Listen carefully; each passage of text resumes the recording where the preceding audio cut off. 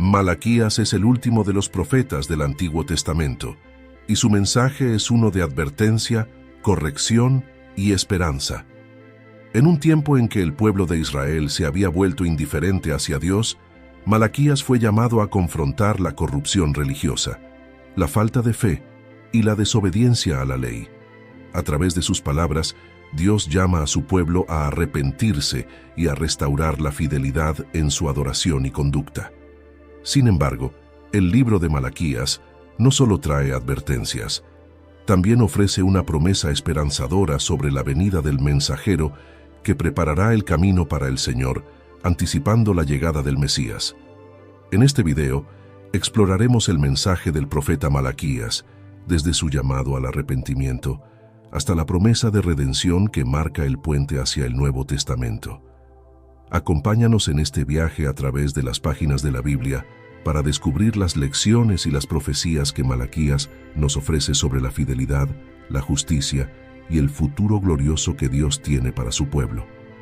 En Malaquías 1, 2, 3 se narra: «Yo os he amado, dice el Señor, y dijisteis, ¿en qué nos amaste?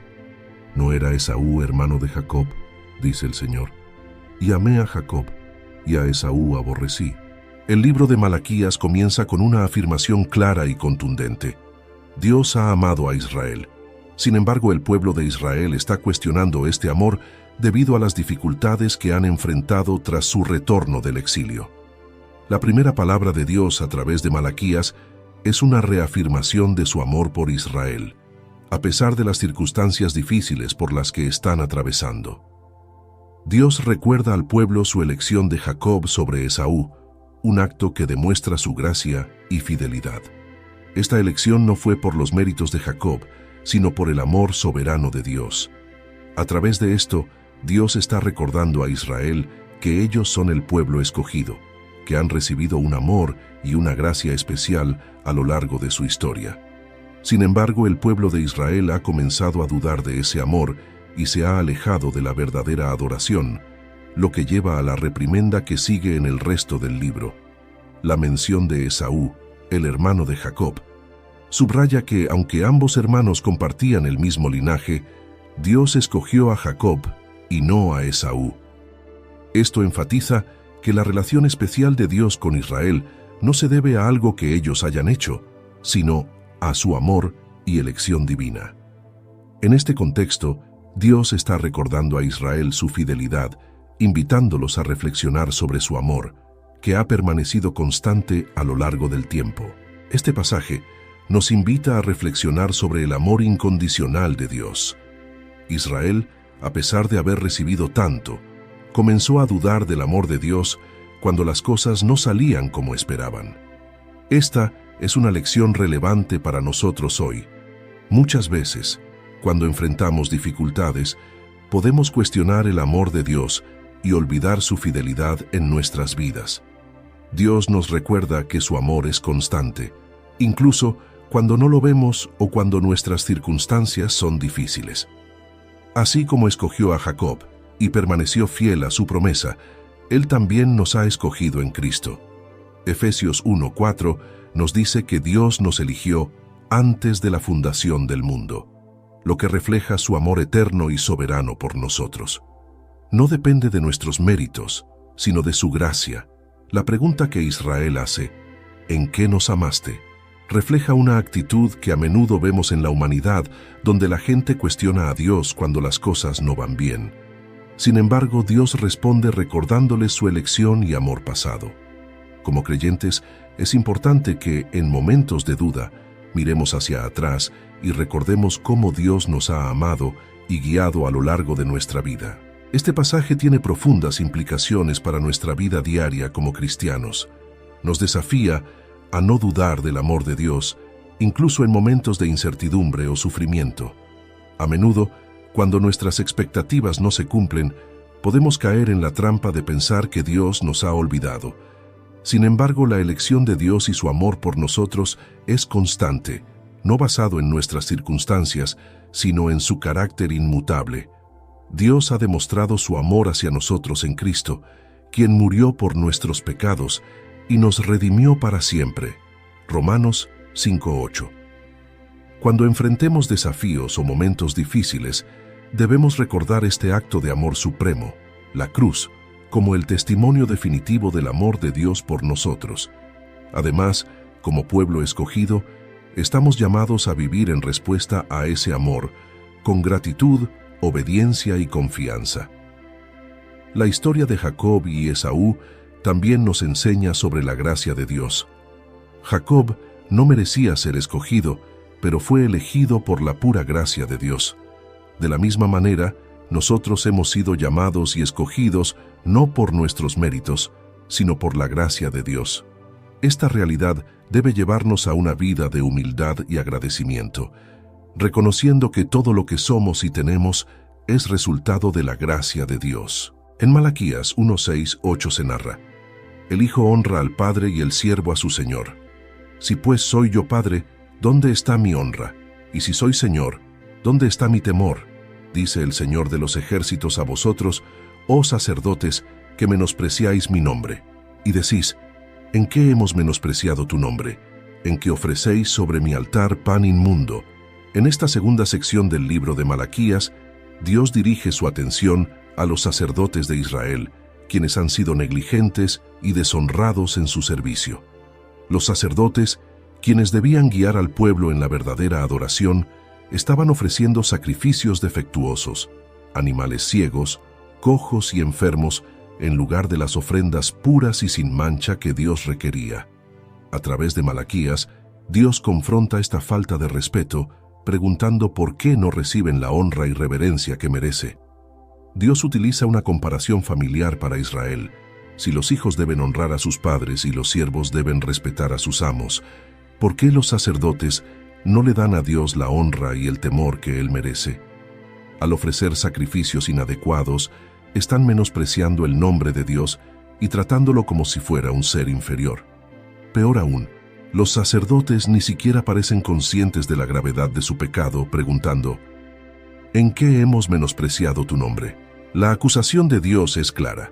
Están violando las normas de la adoración que Él mismo había establecido, y al hacerlo, están mostrando una falta de respeto profunda hacia su santidad.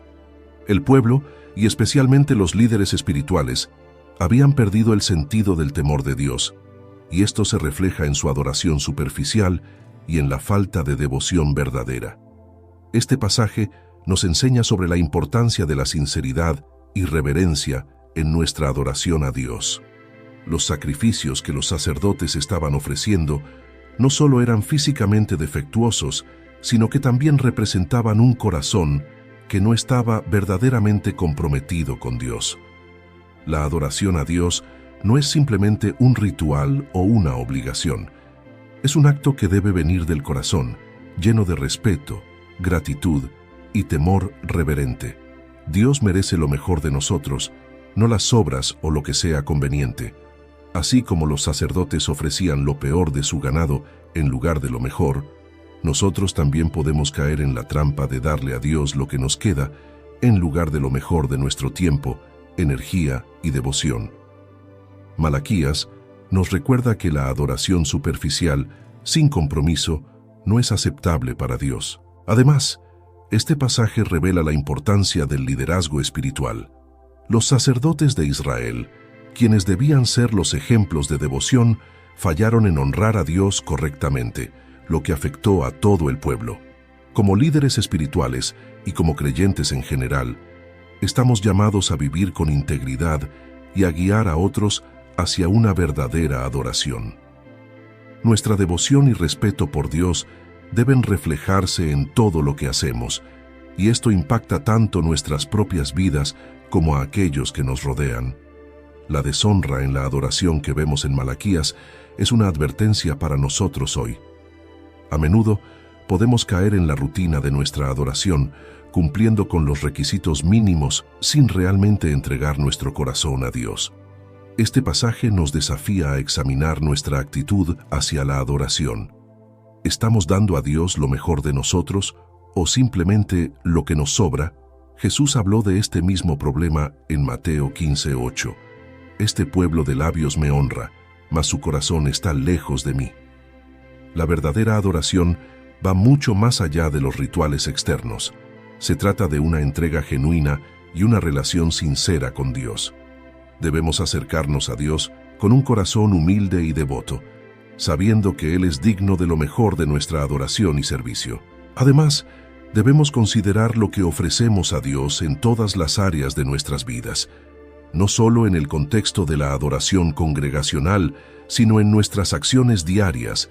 Debemos honrar a Dios con lo mejor de nuestro tiempo, recursos y talentos. En Colosenses 3:23 se narra: «Y todo lo que hagáis, hacedlo de corazón, como para el Señor y no para los hombres». Cuando hacemos nuestro mejor esfuerzo para Dios, estamos demostrando que valoramos su grandeza y santidad. Este pasaje también nos desafía a considerar nuestro liderazgo espiritual, ya sea que seamos líderes en la iglesia, en nuestros hogares o en nuestras comunidades. Nuestras acciones y actitudes hacia Dios tienen un impacto en los demás. Si nos acercamos a Dios con un corazón deshonesto o superficial, podemos influir negativamente en otros. Pero si le damos a Dios lo mejor, modelamos una vida de adoración genuina y reverente. En Malaquías 2:5-6 se narra: «Mi pacto con él fue de vida y de paz, las cuales cosas yo le di para que me temiera, y tuvo temor de mí, y delante de mi nombre estuvo humillado. La ley de verdad estuvo en su boca, e iniquidad no fue hallada en sus labios. En paz y en justicia anduvo conmigo, y a muchos hizo apartar de la iniquidad». En esta parte del libro de Malaquías, Dios habla de la importancia de la fidelidad en el pacto que estableció con Israel, especialmente a través de los sacerdotes. Aquí, Dios se refiere a su pacto con la tribu de Leví, a quienes les fue confiada la responsabilidad de enseñar la ley y guiar al pueblo en la adoración verdadera.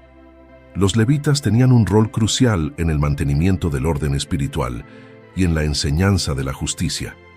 Sin embargo, en los días de Malaquías, muchos sacerdotes habían sido infieles a esta responsabilidad. Dios describe el pacto original con los levitas como uno de vida y de paz, que les fue dado para que ellos guiaran al pueblo en el temor de Dios. Los primeros sacerdotes, como se menciona en estos versículos, habían sido fieles a este pacto.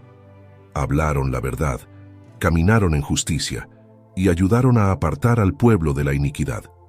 Sin embargo, a lo largo del tiempo, los sacerdotes se desviaron de esta fidelidad, y Dios, a través de Malaquías, los reprende por su falta de compromiso con el pacto y por su mal ejemplo para el pueblo. La corrupción de los sacerdotes no solo afectaba su relación con Dios, sino también la relación del pueblo con Él. Al fallar en su papel como líderes espirituales, los sacerdotes contribuyeron a que el pueblo también se desviara del camino correcto. Esto no era solo una cuestión de ofrendas mal ofrecidas, sino un problema mucho más profundo de falta de integridad en el servicio a Dios. Este pasaje nos enseña la importancia de ser fieles en nuestras responsabilidades espirituales. Dios había hecho un pacto con los sacerdotes, y ellos tenían la responsabilidad de honrar ese pacto viviendo una vida de verdad, justicia y paz. Como creyentes, nosotros también estamos llamados a vivir de acuerdo con el pacto que tenemos en Cristo. A través de la muerte y resurrección de Jesús, hemos sido traídos a un nuevo pacto y debemos caminar en fidelidad a este llamado. El pacto de vida y paz que Dios menciona es un recordatorio de las bendiciones que recibimos cuando somos fieles a su palabra y sus mandamientos. Cuando vivimos de acuerdo con la voluntad de Dios, experimentamos vida abundante y paz verdadera. Pero cuando nos desviamos, como lo hicieron los sacerdotes en los días de Malaquías, no solo nos alejamos de Dios, sino que también afectamos negativamente a quienes nos rodean. Los sacerdotes eran responsables de enseñar la ley y de guiar al pueblo en la justicia. Este es un recordatorio para todos los que tienen responsabilidades espirituales, ya sea en la iglesia, en la familia o en la comunidad. Como líderes espirituales, nuestras vidas deben reflejar la verdad de Dios y debemos ser ejemplo de justicia y santidad para los demás. Si fallamos en vivir de acuerdo con el pacto de Dios, no solo nos perjudicamos a nosotros mismos, sino que también podemos desviar a otros del camino de la fe. Este pasaje tiene aplicaciones poderosas para nuestra vida diaria como cristianos. Primero, nos recuerda que Dios espera que seamos fieles a su pacto. En Cristo, hemos sido llamados a una vida de santidad, justicia y paz, y debemos esforzarnos por vivir de acuerdo con este llamado en todo momento. Jesús mismo dijo: «Bienaventurados los pacificadores, porque ellos serán llamados hijos de Dios». Mateo 5:9. Nuestro testimonio y nuestra vida deben reflejar la paz y la justicia que Dios nos ha dado. Además, este pasaje nos enseña sobre la importancia de la integridad en nuestra vida espiritual. Los sacerdotes debían hablar la verdad y caminar en justicia, y este es un llamado para todos nosotros hoy. La integridad es un valor esencial en la vida cristiana. No se trata solo de lo que decimos, sino de cómo vivimos. La verdad de Dios debe estar en nuestras bocas y en nuestras acciones, para que podamos ser ejemplos de su gracia y justicia ante el mundo. Como líderes espirituales, ya sea en la iglesia, el hogar o la comunidad, tenemos una responsabilidad especial de guiar a los demás en el camino de la justicia. Este pasaje nos desafía a ser líderes que viven conforme a la verdad de Dios, guiando a otros no solo con palabras, sino con un ejemplo de vida. Debemos ser conscientes de que nuestras acciones pueden influir en la fe de otros, para bien o para mal. La advertencia de Dios contra los sacerdotes infieles también es una advertencia para nosotros. Cuando somos infieles en nuestras responsabilidades espirituales, ya sea en nuestra relación con Dios o en nuestra influencia sobre otros, estamos violando el pacto que hemos hecho con Él.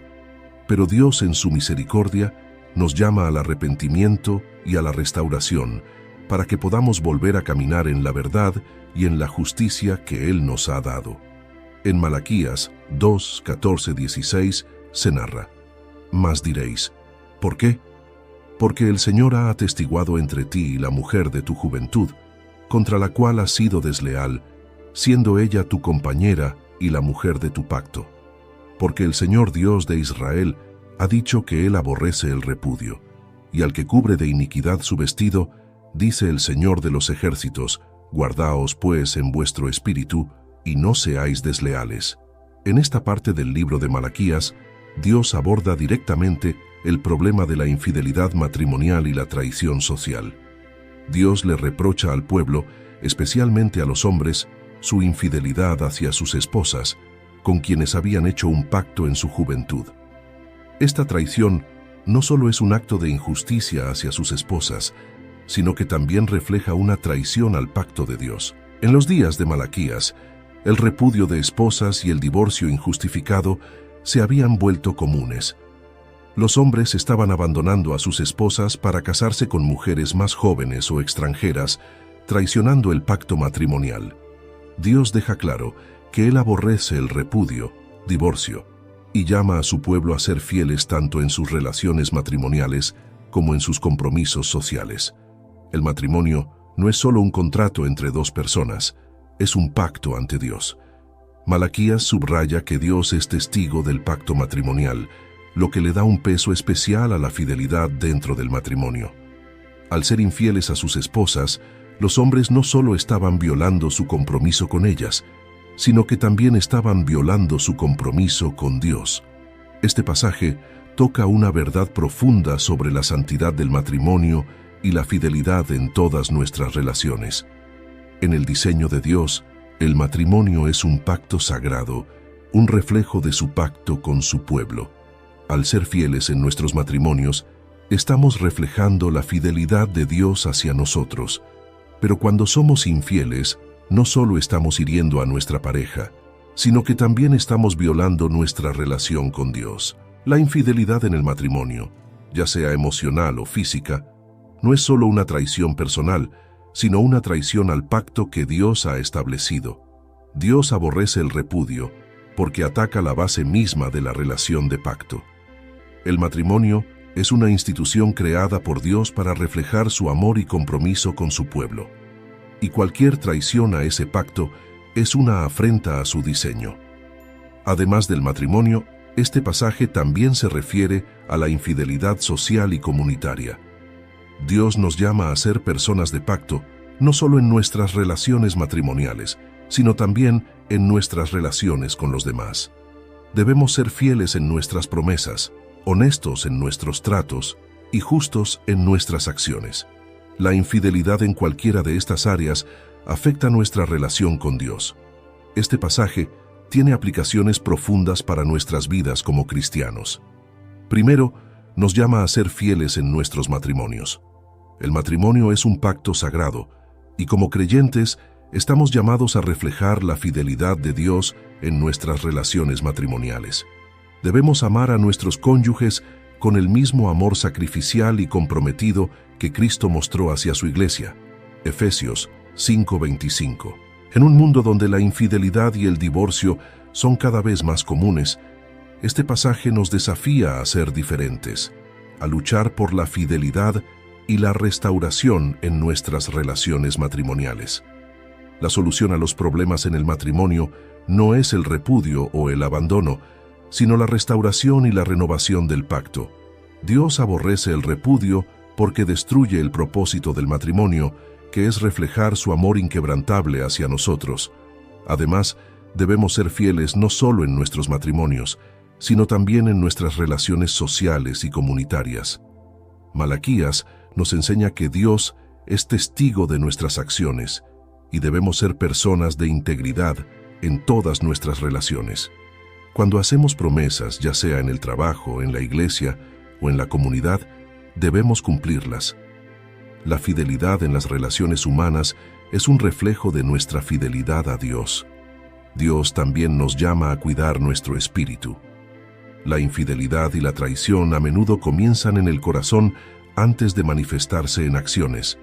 Es por eso que Dios nos advierte: guardaos pues en vuestro espíritu. Debemos cuidar nuestros pensamientos y actitudes para que no nos desviemos hacia la infidelidad o el pecado. La vida cristiana comienza en el corazón, y nuestras acciones son el fruto de lo que alimentamos espiritualmente. En Malaquías 3:1-2 se narra: He aquí yo envío a mi mensajero, el cual preparará el camino delante de mí, y vendrá súbitamente a su templo el Señor, a quien vosotros buscáis, y el ángel del pacto, a quien deseáis vosotros. He aquí viene, ha dicho el Señor de los ejércitos, ¿y quién podrá soportar el tiempo de su venida? ¿O quién podrá estar en pie cuando Él se manifieste? En esta parte del libro de Malaquías, Dios anuncia un evento que cambiará el curso de la historia: el día del juicio, el día en que Dios enviará a su mensajero para preparar el camino para la venida del Señor. Malaquías profetiza acerca de la llegada de un mensajero, un precursor que allanará el camino para la manifestación del Señor. Este mensajero es una clara referencia a Juan el Bautista, quien en el Nuevo Testamento prepara el camino para el ministerio de Jesús, el Mesías. Este anuncio es seguido por una advertencia seria: el día de la venida del Señor no será fácil de soportar. Es un día de purificación y juicio, donde Dios se manifestará de manera poderosa, y aquellos que no estén preparados no podrán resistir. El Señor, quien es buscado y deseado por el pueblo, vendrá a su templo. Pero su venida será un momento de confrontación para los injustos y los que han violado el pacto de Dios. Dios en su justicia purificará a su pueblo, especialmente a los sacerdotes, para que puedan ofrecer sacrificios y adoración pura. Esta sección de Malaquías nos recuerda que el día del Señor es tanto un día de juicio como un día de restauración, un momento en el que Dios purificará a su pueblo y eliminará la injusticia. El anuncio del día del juicio nos llama a reflexionar sobre nuestra preparación para la venida del Señor. Malaquías nos advierte que la venida del Señor será repentina y que traerá consigo un tiempo de purificación y juicio. Esta verdad debe hacernos reflexionar sobre la condición de nuestros corazones y nuestra relación con Dios. ¿Estamos viviendo en justicia? ¿Estamos preparados para encontrarnos con el Señor? El hecho de que Dios enviará un mensajero para preparar el camino nos recuerda la paciencia y misericordia de Dios. Antes de traer juicio, Dios envía advertencias y oportunidades para que su pueblo se arrepienta y se prepare.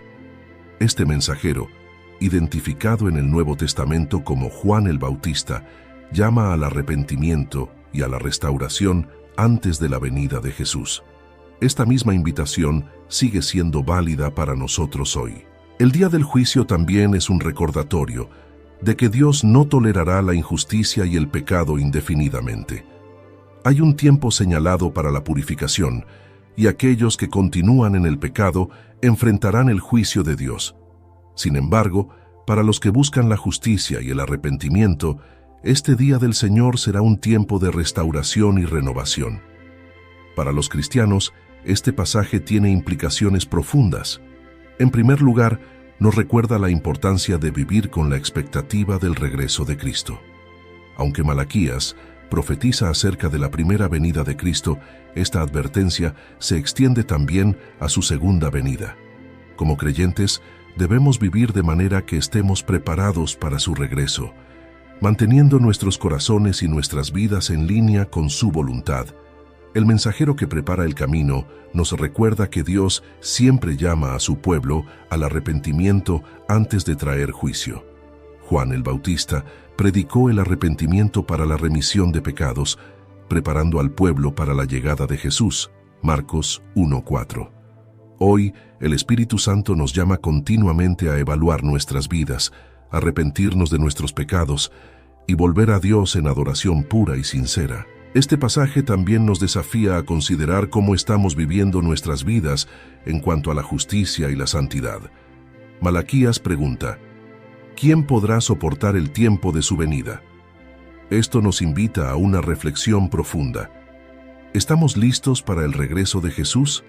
En el Nuevo Testamento, Jesús nos recuerda que debemos estar vigilantes y preparados, porque no sabemos el día ni la hora de su regreso. Mateo 24, 42, 44. Esto no solo implica estar listos espiritualmente, sino también vivir vidas justas y santas, demostrando el fruto del Espíritu en nuestras acciones diarias. El día del Señor será un día de purificación, y esto nos enseña que Dios desea santificar nuestras vidas. Este proceso de purificación no es fácil, pero es necesario. Al igual que los metales preciosos son refinados en el fuego para eliminar las impurezas, Dios nos purifica a través de pruebas y dificultades para que podamos ser vasos santos y útiles para su obra. Como dice en 1 de Pedro 1:7, nuestra fe es probada como el oro, aunque perecedero, se prueba con fuego, para que sea hallada en alabanza, gloria y honra cuando sea manifestado Jesucristo. En Malaquías 3:8-10 se narra: ¿robará el hombre a Dios? Pues vosotros me habéis robado. Y dijisteis: ¿en qué te hemos robado? En vuestros diezmos y ofrendas. Malditos sois con maldición, porque vosotros, la nación toda, me habéis robado. Traed todos los diezmos al alfolí, y haya alimento en mi casa. Y probadme ahora en esto, dice el Señor de los ejércitos, si no os abriré las ventanas de los cielos, y derramaré sobre vosotros bendición, hasta que sobreabunde. En esta parte del libro de Malaquías, Dios confronta a su pueblo por haberle robado en los diezmos y las ofrendas. La ley de Dios pedía que el pueblo de Israel trajera una 10ª parte de sus ingresos como diezmo para el mantenimiento del templo, el sustento de los sacerdotes y levitas, y para ayudar a los pobres. Pero en lugar de cumplir con este mandamiento, el pueblo había retenido sus diezmos y ofrendas, robando a Dios en el proceso. La pregunta retórica que Dios hace a través de Malaquías, ¿robará el hombre a Dios?, es sorprendente. ¿Cómo puede alguien robar a Dios, el creador de todo? La respuesta es que cuando el pueblo retiene lo que le pertenece a Dios, está cometiendo un acto de deshonra y robo. Los diezmos y las ofrendas no eran solo una práctica religiosa, eran un acto de adoración y gratitud, una manera de demostrar confianza en la provisión de Dios. Dios señala que la retención de los diezmos había traído una maldición sobre el pueblo. Al no honrar a Dios con sus ofrendas, el pueblo estaba perdiendo la bendición que Dios deseaba derramar sobre ellos. Pero en su misericordia, Dios les ofrece una oportunidad para redimirse. Si traen todos los diezmos y ofrendas al alfolí, el almacén del templo, Él abrirá las ventanas del cielo y derramará bendiciones hasta que sobreabunden. Este pasaje es un llamado a reflexionar sobre nuestra actitud hacia la generosidad y la mayordomía.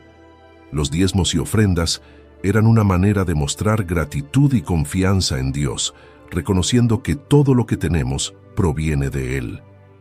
Al retener los diezmos, el pueblo de Israel estaba demostrando una falta de fe y dependencia en la provisión de Dios. En esencia, estaban diciendo que no confiaban en que Dios podía proveer para sus necesidades si cumplían con su mandamiento. En nuestra vida cristiana, el principio de los diezmos y las ofrendas sigue siendo relevante. Aunque ya no estamos bajo la ley del Antiguo Testamento, la generosidad y la mayordomía siguen siendo principios fundamentales del reino de Dios. Jesús enseñó que es más bienaventurado dar que recibir, Hechos 20:35, y el apóstol Pablo nos anima a dar con alegría, no por obligación, porque Dios ama al dador alegre, 2 Corintios 9:7. Dios promete que cuando le honramos con nuestros recursos, Él derramará bendición sobre nosotros. Sin embargo, esta bendición no debe ser vista simplemente en términos materiales. La verdadera bendición que Dios derrama sobre aquellos que le honran con generosidad incluye paz, gozo, provisión y una mayor cercanía a su presencia.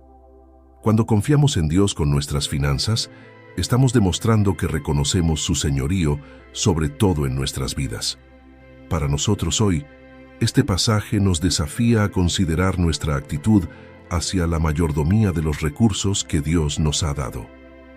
¿Estamos honrando a Dios con lo que tenemos o estamos reteniendo lo que le pertenece?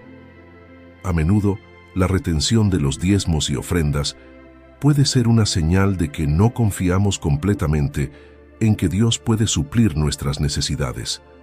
Pero este pasaje nos asegura que Dios está listo para derramar bendiciones cuando le honramos con lo que tenemos. En el Nuevo Testamento, la enseñanza sobre la generosidad no está limitada a un porcentaje específico, sino que se trata de un estilo de vida de dar. Pablo narra en 2 Corintios 9:6 que el que siembra escasamente también segará escasamente, y el que siembra generosamente, generosamente también segará.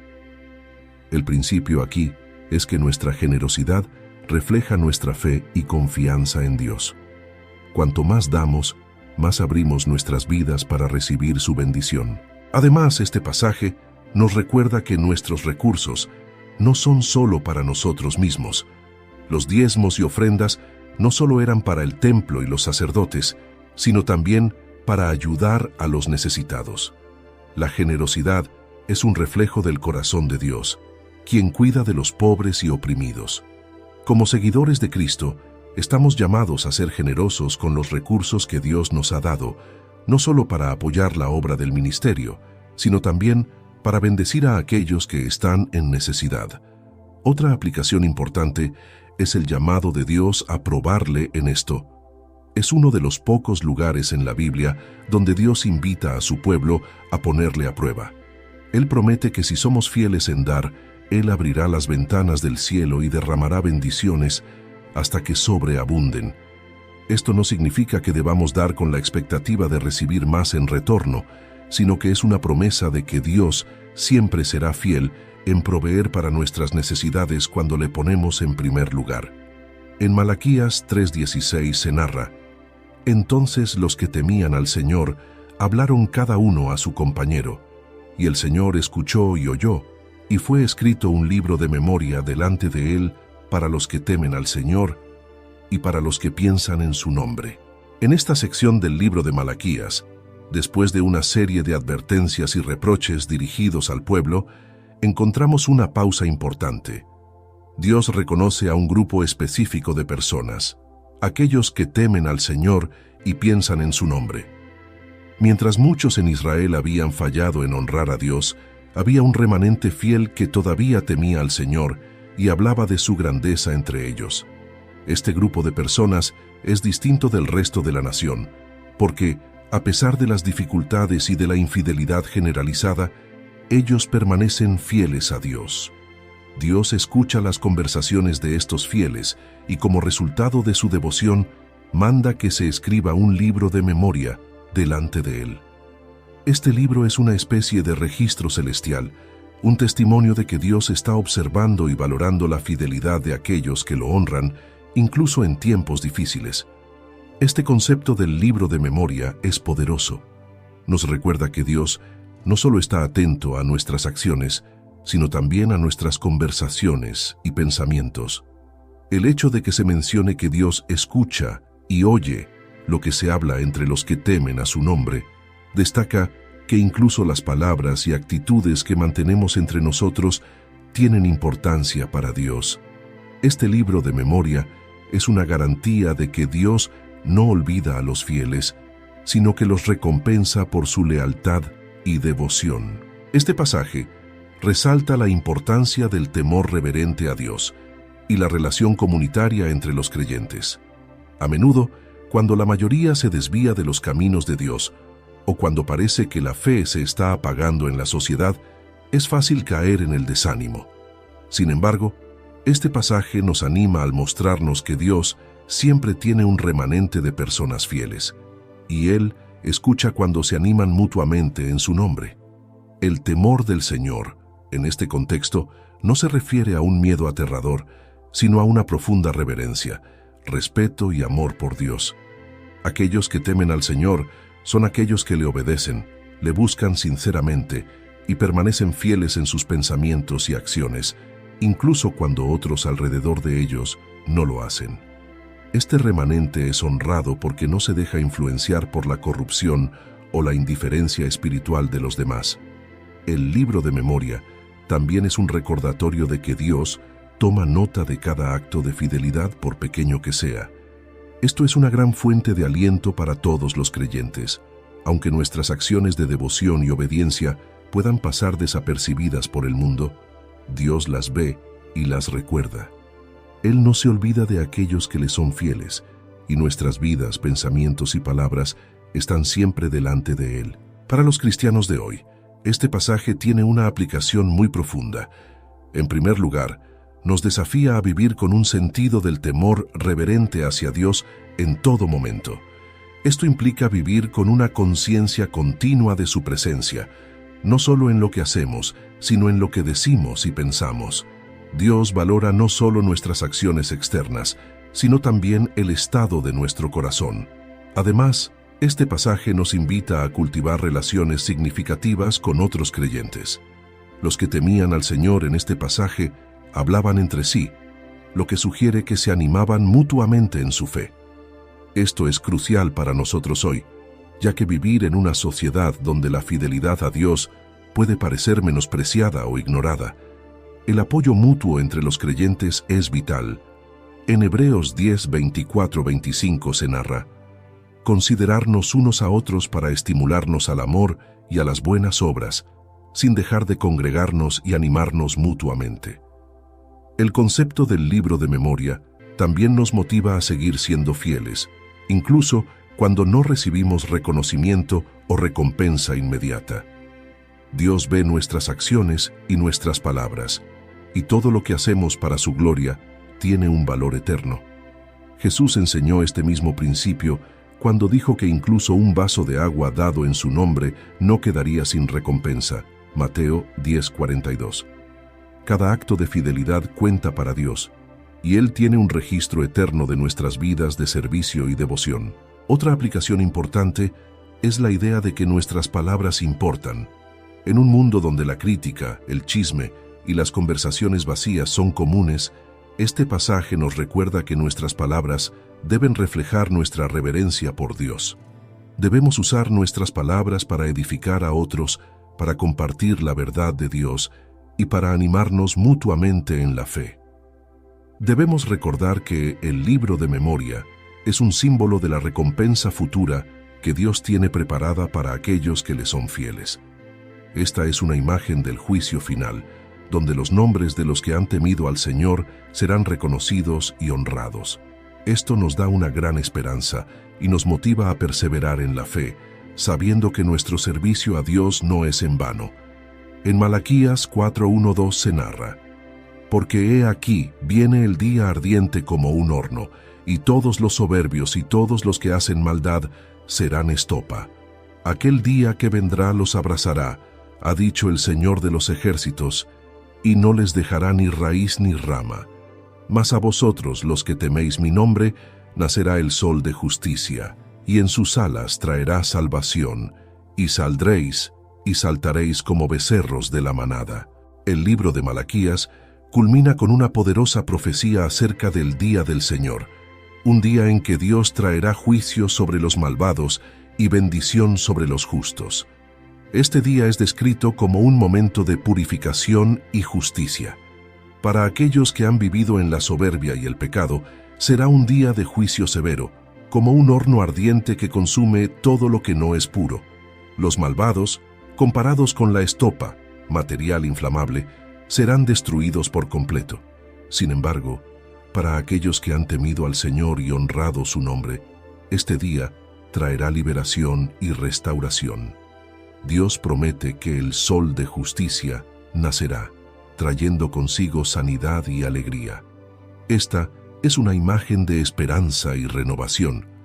Mientras que el juicio será severo para los impíos, los justos experimentarán una restauración gloriosa. Saldrán y saltarán como becerros de la manada, una metáfora de alegría y libertad. Este capítulo final en Malaquías muestra el contraste entre el destino de los justos y los malvados, y nos recuerda que el juicio de Dios es justo. Aquellos que permanecen fieles a Él experimentarán el gozo de la restauración y la paz, mientras que aquellos que persisten en la maldad no podrán escapar del juicio. El mensaje de esta última parte de Malaquías es a la vez una advertencia y una promesa. El día del Señor será un día de juicio y purificación, pero también un día de sanidad y restauración. Para los que temen al Señor, este día será un día de gozo, cuando la justicia de Dios brillará como el sol, trayendo claridad y esperanza. Sin embargo, para los que han despreciado el nombre de Dios y han vivido en el pecado, será un día de destrucción y terror. Esta profecía nos recuerda que Dios es justo y que su justicia no puede ser burlada. Aunque en este mundo pueda parecer que los malvados prosperan y los justos sufren, el día del Señor pondrá todo en su lugar. Dios no se olvida de los que le temen, y aquellos que han permanecido fieles a Él serán recompensados con gozo, sanidad y libertad. El sol de justicia que nacerá simboliza la luz de Dios que trae verdad, claridad y justicia a un mundo oscuro y quebrantado. En el Nuevo Testamento, esta imagen apunta a Jesús, el Mesías, quien es la luz del mundo y trae salvación a todos los que creen en Él. Jesús vino para cumplir esta promesa, trayendo sanidad espiritual y la esperanza de la vida eterna. Para nosotros, los cristianos, este pasaje tiene profundas implicaciones para nuestra vida. Primero, nos llama a vivir con una perspectiva eterna. El día del Señor será un día en que todas las cosas ocultas serán reveladas y cada persona será juzgada por sus acciones. Este conocimiento nos desafía a vivir de manera justa y fiel, sabiendo que nuestras acciones tienen consecuencias eternas. Como Jesús dijo en Mateo 16:27, porque el Hijo del Hombre vendrá en la gloria de su Padre con sus ángeles, y entonces recompensará a cada uno según su obra. El pasaje también nos recuerda que la vida cristiana, aunque a veces difícil y llena de pruebas, culminará en una gran victoria. El sol de justicia traerá sanidad y restauración a nuestras vidas. Como seguidores de Cristo, podemos vivir con la esperanza de que, aunque enfrentemos dificultades y sufrimientos en este mundo, Dios tiene preparado un futuro glorioso para nosotros. En Romanos 8:18 se narra: las aflicciones del tiempo presente no son comparables con la gloria venidera que en nosotros ha de manifestarse. La promesa de que saldréis y saltaréis como becerros de la manada es una imagen de gozo y libertad que podemos experimentar en Cristo. En el mundo podemos sentirnos oprimidos o atrapados por las dificultades, pero en Cristo encontramos libertad, alegría y la certeza de que un día seremos completamente restaurados. Esta esperanza nos sostiene en los momentos más oscuros, recordándonos que nuestra fe no es en vano. Finalmente, este pasaje nos llama a estar listos para el día del Señor. Jesús nos advirtió que su venida será como ladrón en la noche, 1 Tesalonicenses 5:2, y que debemos vivir siempre preparados, esperando con ansias su regreso. Este llamado a estar preparados no se trata solo de evitar el juicio, sino de vivir en una relación cercana y sincera con Dios, honrándole en cada aspecto de nuestras vidas. El capítulo final de Malaquías nos ofrece una visión clara del futuro. El día del Señor traerá justicia y restauración.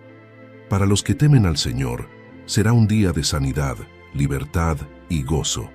Pero para los que han vivido en maldad, será un día de juicio severo.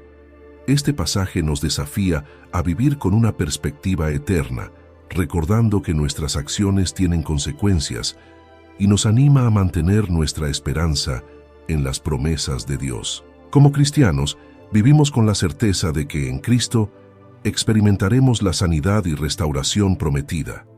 Jesús, el Sol de Justicia, ya ha venido, trayendo luz y salvación al mundo. Ahora vivimos esperando su regreso, sabiendo que Él cumplirá todas las promesas de Dios y que nos llevará a un tiempo de paz y gozo eterno en su presencia. Vivamos con la confianza de que, en Cristo, nuestro futuro está asegurado. Aunque enfrentemos desafíos, el día de nuestra restauración está cerca, y nuestra esperanza en Dios nunca será en vano. Si buscas crecer en tu conocimiento de la palabra de Dios y profundizar en tus estudios bíblicos, te invitamos a suscribirte a nuestro canal, Sabiduría Bíblica. Aquí encontrarás reflexiones profundas, estudios bíblicos detallados y enseñanzas para fortalecer tu fe. No olvides darle clic a la campanita para no perderte ningún contenido, y si este mensaje ha sido de bendición para ti, compártelo con otros para que también puedan crecer espiritualmente. Únete a nuestra comunidad y sigue avanzando en tu caminar con Dios.